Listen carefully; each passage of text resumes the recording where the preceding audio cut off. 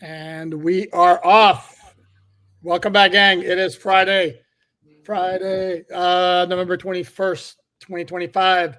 Joined once again by Ken LaVicka. Do I have to give all his titles? No, he is the one and only Ken LaVicka. If you don't know who he is by now, that's on you, not on That's my right. name, Ken LaVicka. KLV, how are you, bud? I'm good. I'm good. Getting ready for Thanksgiving. By the way, since I'm likely not going to talk again before Thanksgiving to all of the fine folks who are tuned in, happy Thanksgiving to all of you. And may your relationships with your relatives survive this coming Thursday. Okay, we will not touch go Good touch luck. down one of the 10-foot pole. Yeah. Yes, we all know what we're talking about in certain situations. But regardless, we're going to talk about the Dolphins who are now at the bye, what to look for. Title of the episode is what to expect the rest of the 2025 season. I want to start off with a little anecdote. And before I do the quick spiel, please like, subscribe, comment, share, all that good stuff. Be respectful in the comments. Really not that difficult. Get the podcast wherever, if you prefer the audio version, wherever you get your audio podcasts, and check out the free written content at Miami Dolphins on SI.com. So last night, Thursday night, before I watched the last two plus quarters of the Thursday night game between Buffalo and Houston, I was playing my usual Thursday night tennis. And during the festivities, one of the participants made the point of like, you look at this at the NFL, like every year, like you got a team come from nowhere to accomplish really good things. Like this year, it's Indianapolis and New England. Why can't it ever be the Dolphins? And I was like, go ahead, Ken, explain to the good folks, why can't it ever be the Dolphins? Because it was the Dolphins in 2008 making the greatest turnaround in the history of the sport. And so they blew all that equity on that season, never to regain that again because of football karma. That's why. There you go. Yep. I also Good. think, listen, the Indy one is as shocking as I can remember, honestly. Like Daniel Jones was washed and used and rinsed and tossed to the curb. He was a laughing stock in New York. He was abandoned by Brian Daboll, of all coaches, and was brought in. And when he was named starter over Anthony Richardson, I flat out said multiple times on national radio, well, that right there, that's indicative of how big a failure the Anthony Richardson experiment has been in Indianapolis. If Daniel Jones can beat him for the starting quarterback spot, the Colts are it's not a fluke anymore. It's not like it was a hot first month of the season.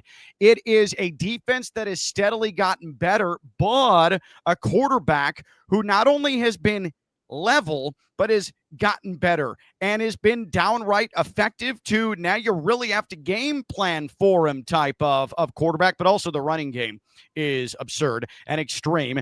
And it does show you that a run game really we're evolving back, Poop. Like, this, we've talked about how much of this is a quarterback league, and we know it's a quarterback league, and that's not going to change. But I do think that the strength or the importance of the running game and having an elite running back is starting to seep back into the conversation. It was about 4 or 5 years ago where it was, oh, you can throw anyone back there, and it's fine. But I don't know. You've got an elite Pro Bowl back in Indianapolis. The Dolphins have maybe top to bottom their best running back since, I don't know, Ronnie Brown, Ricky Williams, from just a pure skill set, everything in the toolbox. I do think that matters, and the Colts are showing that, though, that some of the league's starting to catch up to the elite quarterbacking, and you better have a good,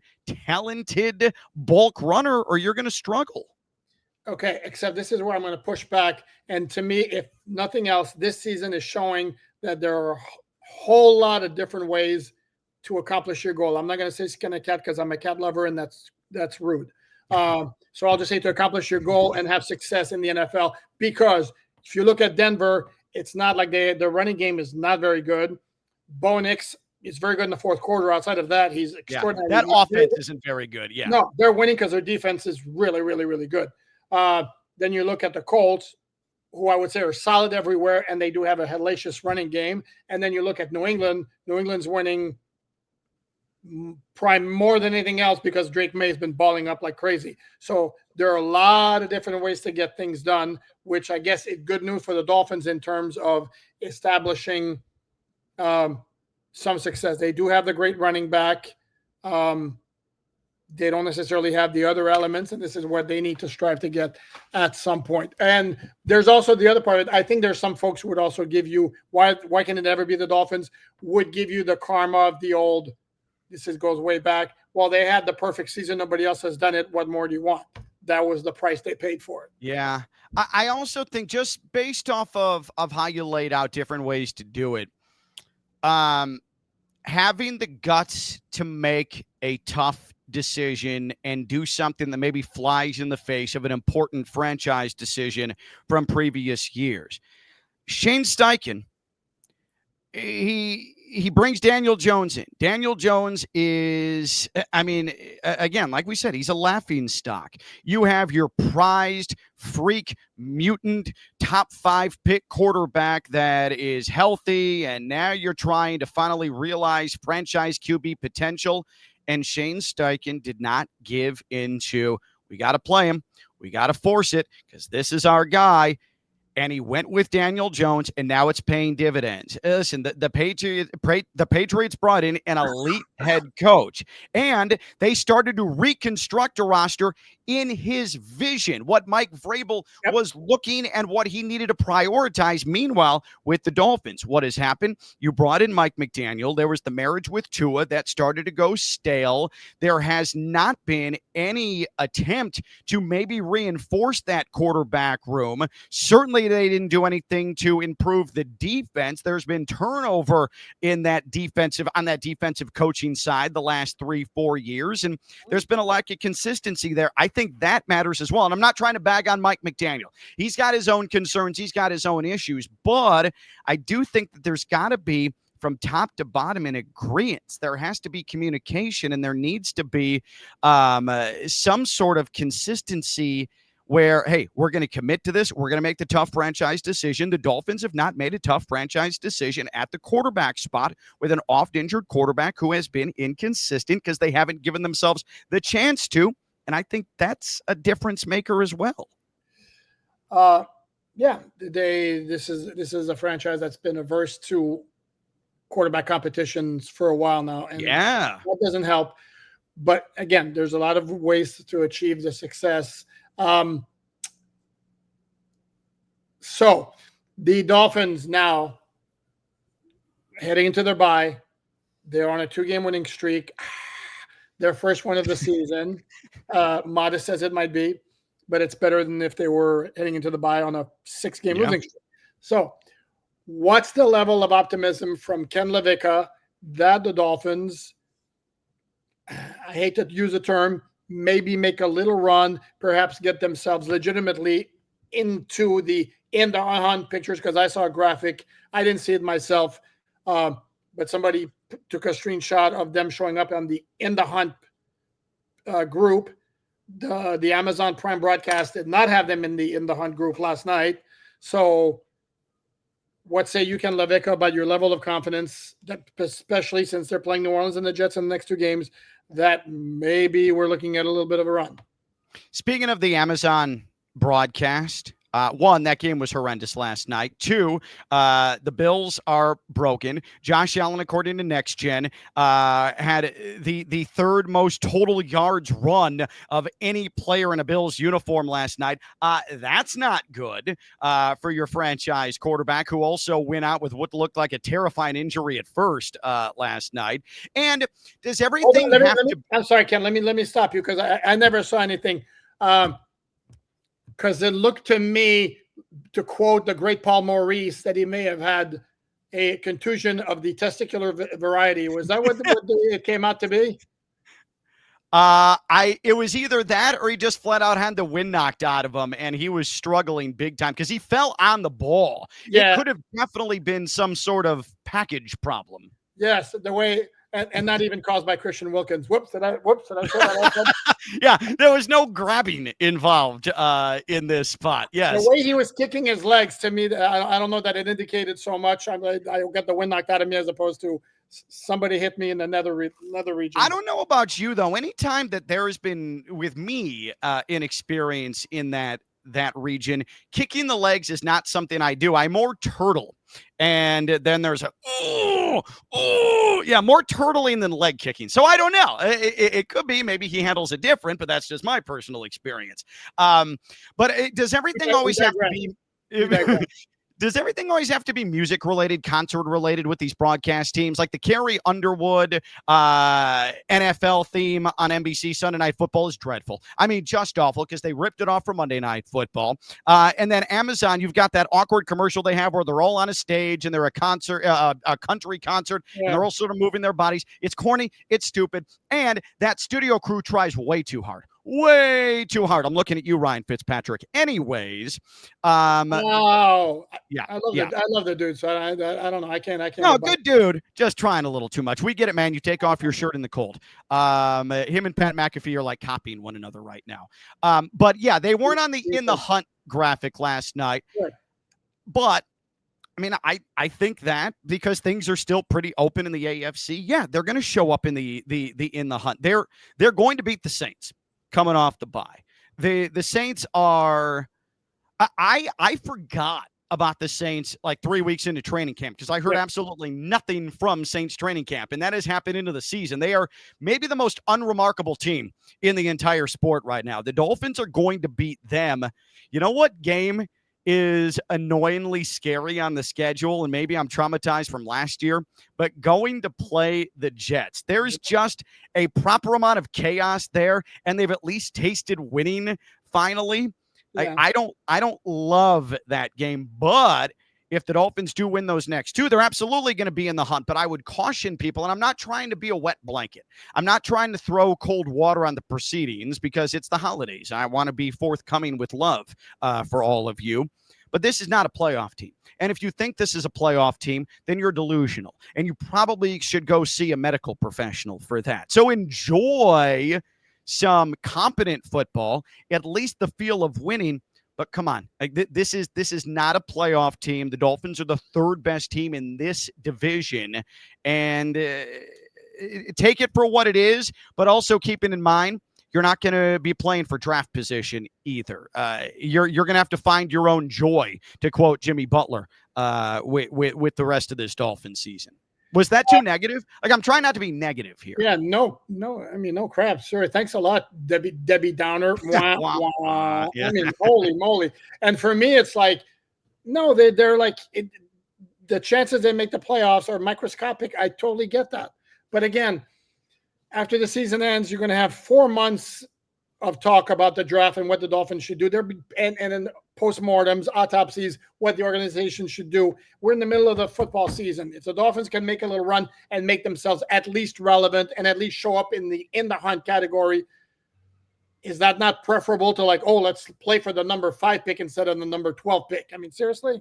If the Dolphins go into the final month with a relatively realistic percentage of going to the playoffs, I'm talking, I don't know, above 20%.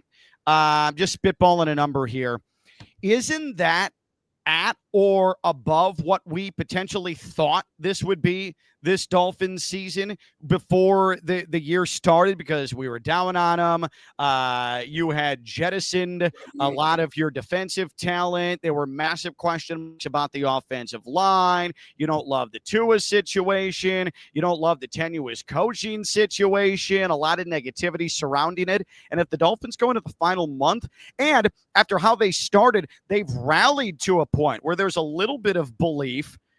I'm playing long game here, and nobody wants to hear it, and I totally understand that, but it at least makes you think, man, if they overcame that last year, if they, with a new front office, which we've been desperately seeking now for a number of seasons, can piece some things together, why couldn't you Colts it? I don't know. I'm willing to put myself in that headspace if the Dolphins can at least look competent through the final 2 months of the season. I hear what you're saying. The two differences is the Colts last year finished 8-9 with really shoddy quarterbacking play from Anthony Richardson, and then you had Joe Flacco, who was kind of uneven a little bit. That's number one. Number two, the problem is it's the second year in a row where the Dolphins, are showing fight in the second half of the season after basically their fate was sealed with a horrendous start. So somebody would suggest, why would it be any different in 2026? It's the same crap all over again. Sure, but can't the Dolphins finish 8-9 with mediocre quarterback play? I feel like that's a same type of situation. Now, the difference is they're not going to go and pick up a rehab quarterback, and I'm trying to think who that would be in this scenario. I don't know,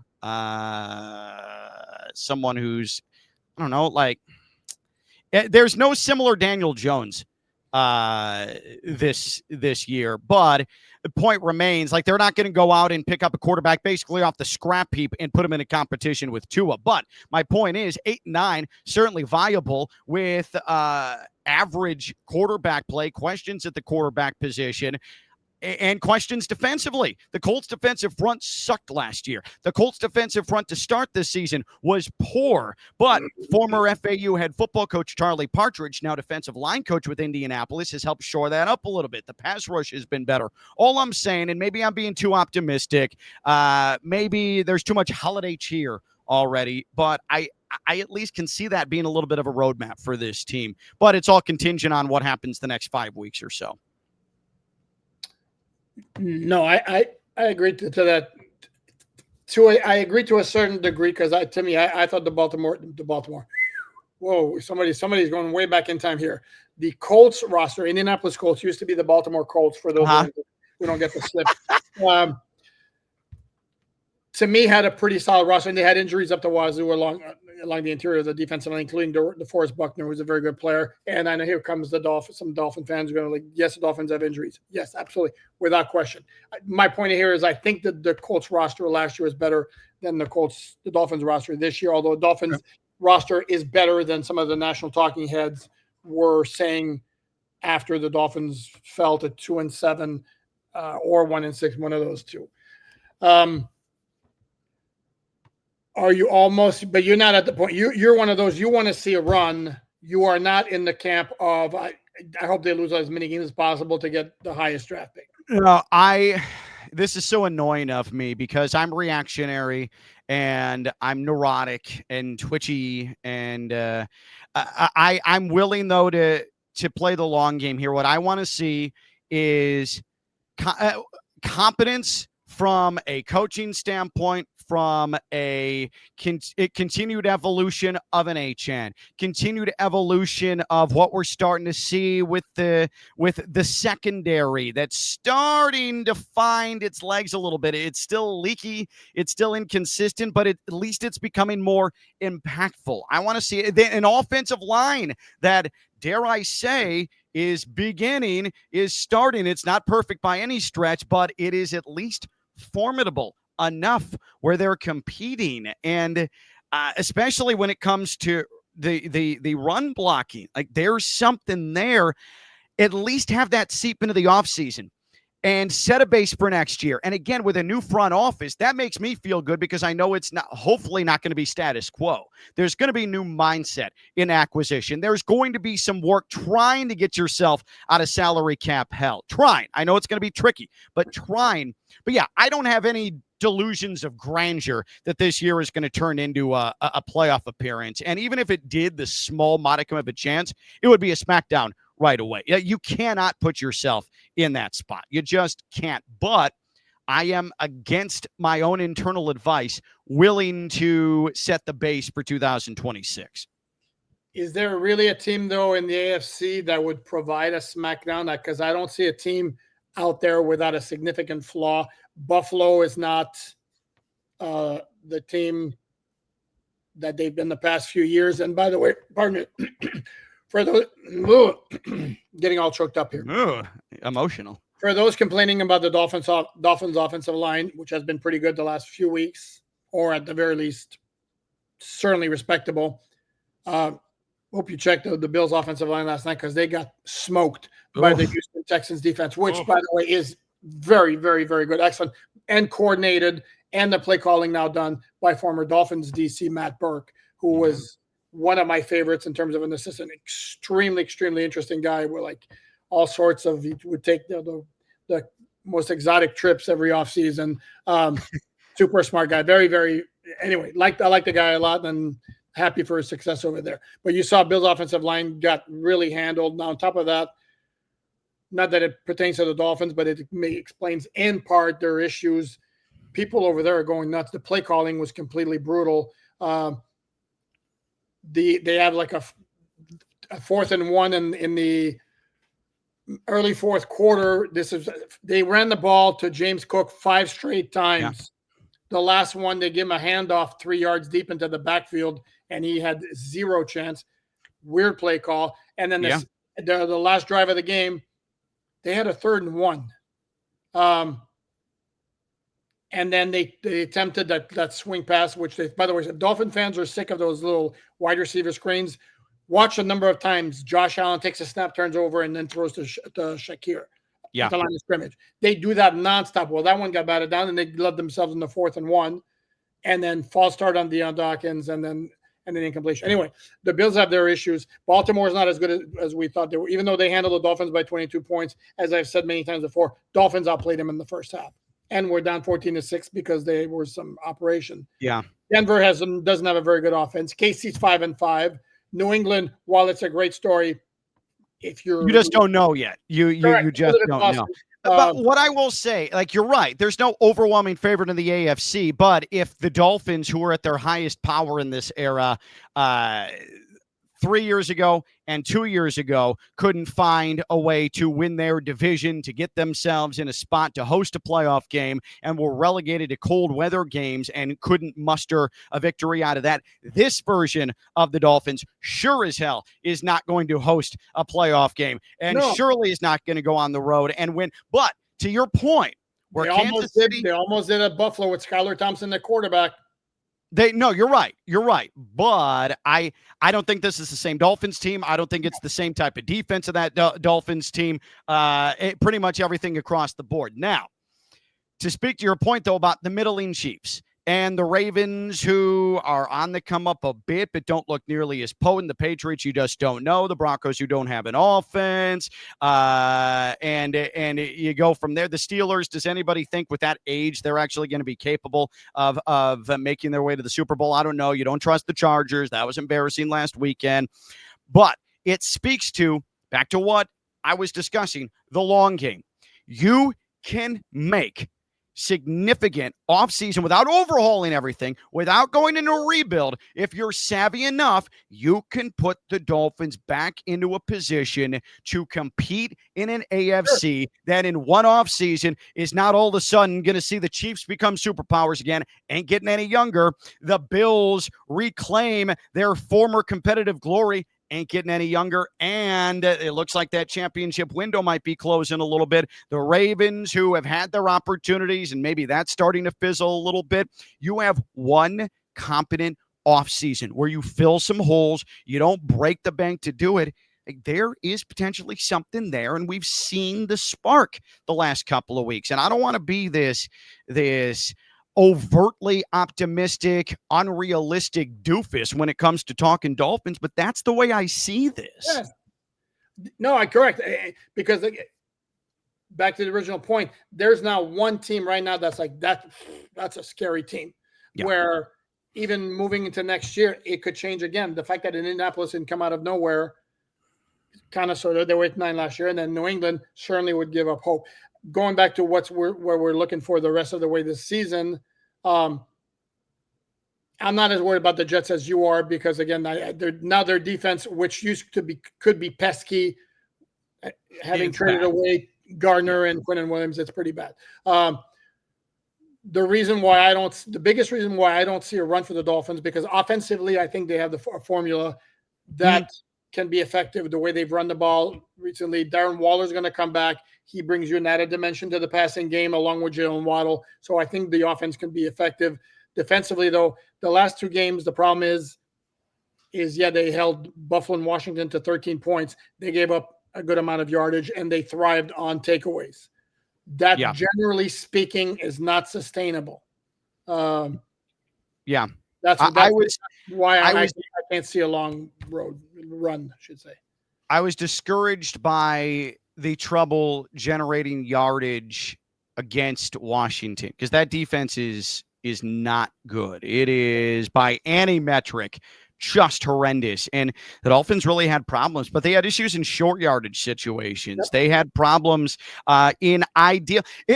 I guess them getting into scoring situations was not an overly concerning problem against Washington, but it was finally coming through with a first down conversion or converting for points. And I know that you've covered it exhaustively during the course of the week, but the decision not to take the lead, and Washington, who did not have the clock in their favor, did not have the timeouts in their favor, giving them a great opportunity to potentially win the game. Like, that was just off. That was really, really bizarre, the way that turned out.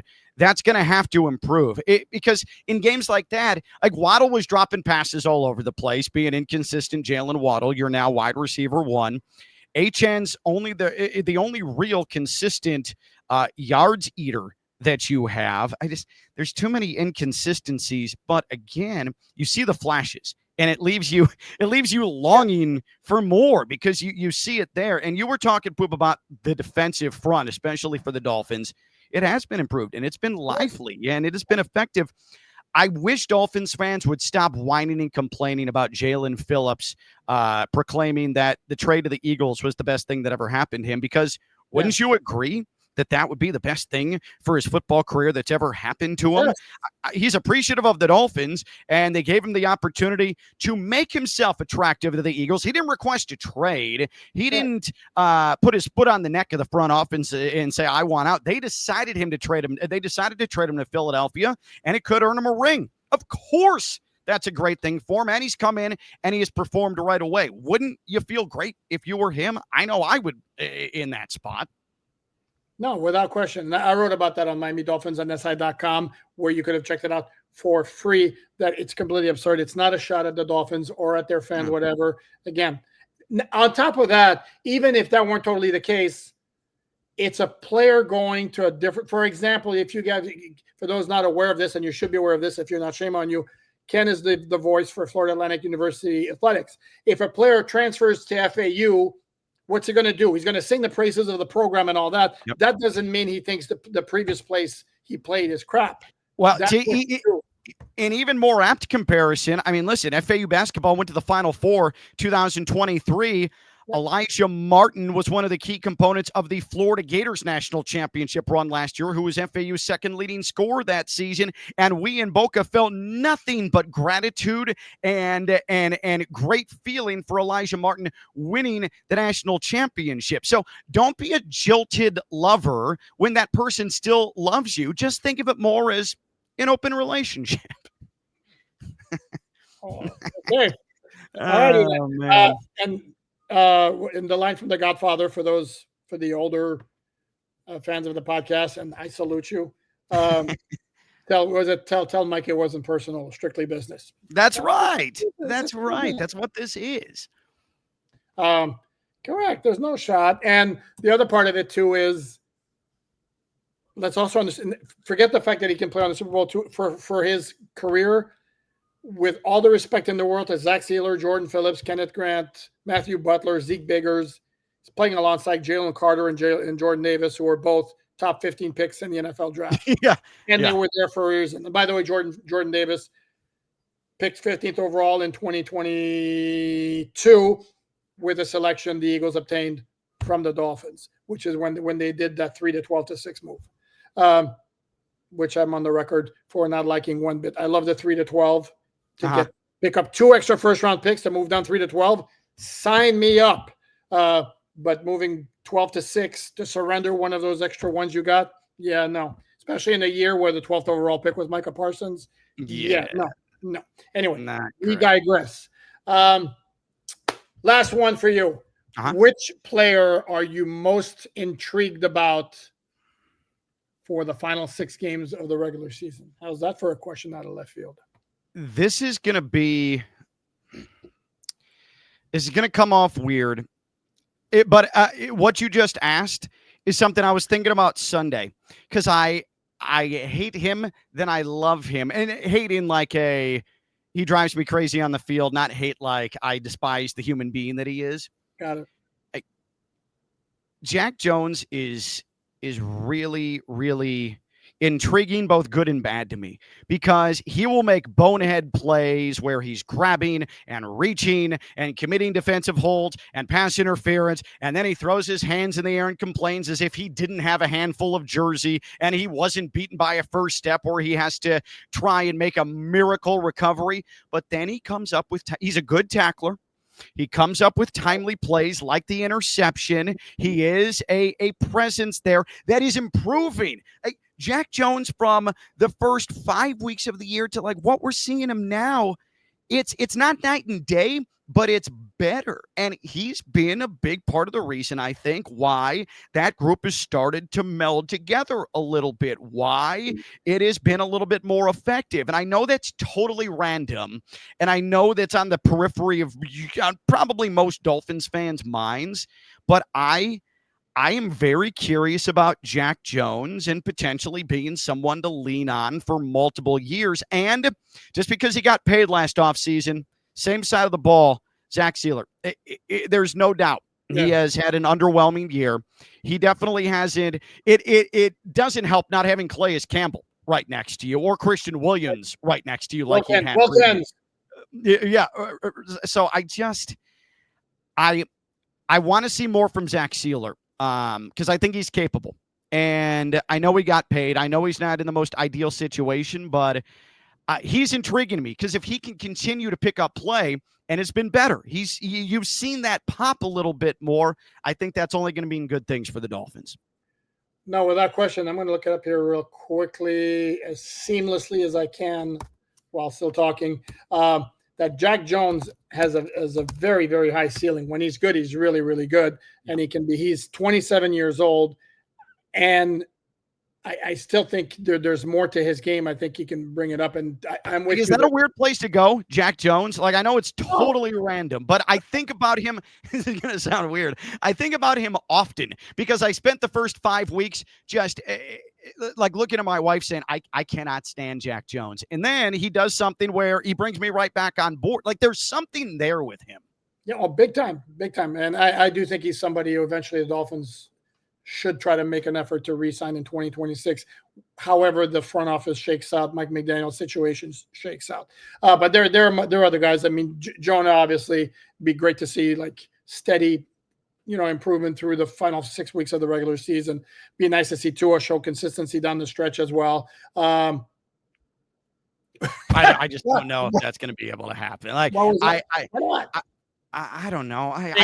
You're a hater. I'm not a hater, and I still like Tua. I'm still a fan of Tua, but the ship has sailed on me. Just hoping that consistency is going to come because I haven't seen it in an awful long time, and this is Devon Achan's offense now. It's no longer Tua may have the keys, but he's tossing them to Devon Achan before they get in the car. That's what this has turned into. No, without question. And what the Dolphins do with Devon Achan is something else for another discussion for another day, because guess what? His contract's up. No, his contract's not up. I'm sorry. But he's eligible for a contract extension after the 2025 season. And again, don't think for a millisecond his agent's not going to be on the phone with the Dolphins. 20 minutes after the last game of the season? I smell threatened holdout. Exactly. That is 100%. Yes. Hold in. He wants to get paid. Yeah. Exactly. But he's not.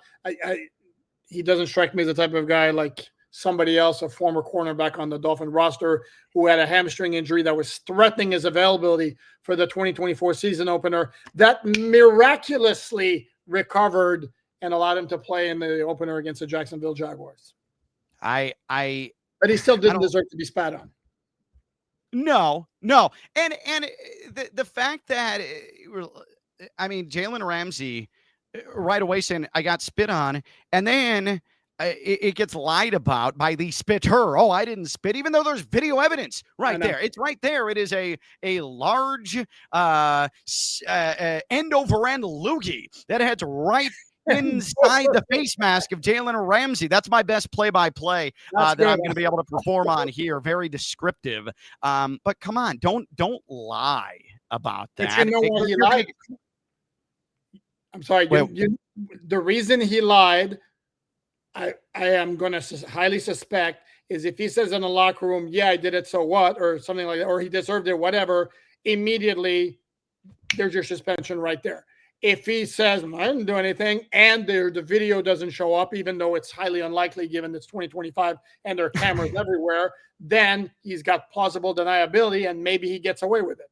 That's the only thing I can think of, because otherwise it's a chicken bleep move to do in the first place, and then to lie about it kind of doubles down on the like, where is this spitting stuff coming from? I know I've never even had the urge to spit on somebody, and I've had many beefs in my life. I understand you don't want to throw punches with a helmet on, but what happened to a shove in the chest? What happened to trying to rip somebody to the ground, take a 15-yard penalty there, but spitting in the face of somebody?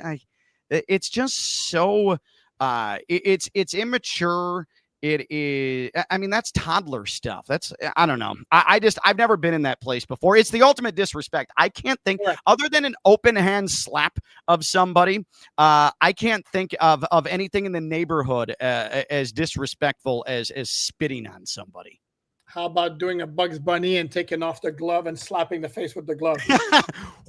Yeah. I mean, I do maintain, at least, and I'm just looking at this from a male perspective, male to male, you open hand slap another male. I mean, that is absolutely taking a shot at the manhood of the other participant, the recipient of that open hand slap. I do think it at least lives in the same subdivision as spitting on somebody.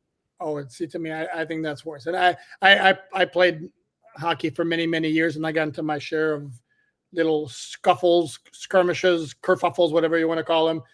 Never dawned on me for one time to spit on somebody. It's completely gross. Anyway, on that lovely note, let's leave on a better note. Quick answer: the last 6 games of the Dolphin regular season, what game are you most looking forward to? Oh, man, that is a great question, actually. I'm very curious to see the Dolphins go to Pittsburgh. I am, there's the Jalen Ramsey component, but that Steelers team that is right now in the playoff picture, it's old, it's getting late in the season, and I do think the Dolphins present a little bit of a tricky matchup for the Steelers simply because you've got a good run game and you've got some athletes that could give that Steelers defense some problems. I think that's a good opportunity for a real feel-good result there in Pittsburgh. And I will second what you said. That would be my choice as well. So, see, that's a better way to wrap it up. So, gang, thanks so much for tuning in. He is Ken Levick, a voice of Florida Atlantic University Athletics, the voice of Inter Miami football team, ESPN radio talk show host. And I guess I have to do this. When is the Inter Miami's next playoff game? Is it in February or March? It certainly feels like it's going to be there. So it is this coming Sunday. That is the 23rd, 5 p.m. in Cincinnati, Eastern Conference semifinal. And because it's that time of year, this is my sports talk radio background. Poop, what am I thankful for in sports? You. Aww. There you go. There we go. I wanted the hearts. Yeah, animated hearts. He earned himself a return appearance as a guest on the podcast. And to you as well. Right back at you, bud. You know how I feel about you. Everyone watching, you know the drill. Please like, comment, subscribe, share, all that good stuff. Written content for free. Miami Dolphins on SI.com. On that note, that's it. But no Dolphins Collective, Friday evening, 7:30 p.m. No. Check your notifications. I only think we've settled on a time. It might be 6 p.m. Eastern time. Check your notifications with Doug Lee, Do Wrong, T Defense Talk, Omar Kelly, and myself.